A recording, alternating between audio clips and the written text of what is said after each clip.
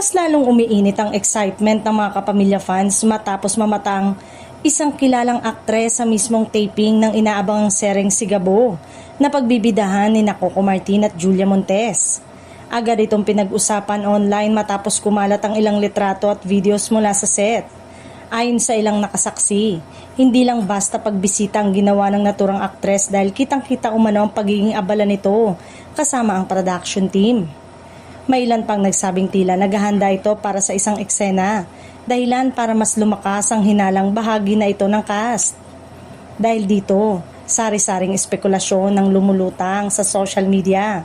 May nagsabing maaari itong gumanap bilang kontrabida na gugulo sa buhay ng mga pangunahing karakter. Habang ang iba naman ay naniniwalang magiging mahalagang kakampi ito sa magiging takbo ng storya.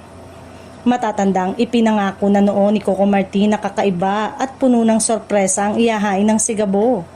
Dahil isa ito sa pinaka-aabangang proyekto ng Kapamilya Network ngayong taon.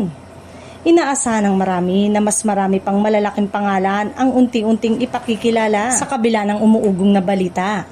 Nananatiling tikom ang bibig ng production staff hinggil sa tunay na papel ng naturang aktres.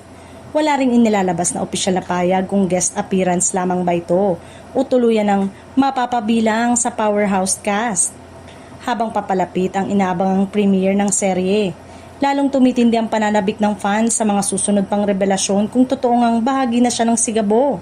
Siguradong mas magiging bongga at mas star-studded pa ang teleserye. Matagal nang inaabangan ng publiko.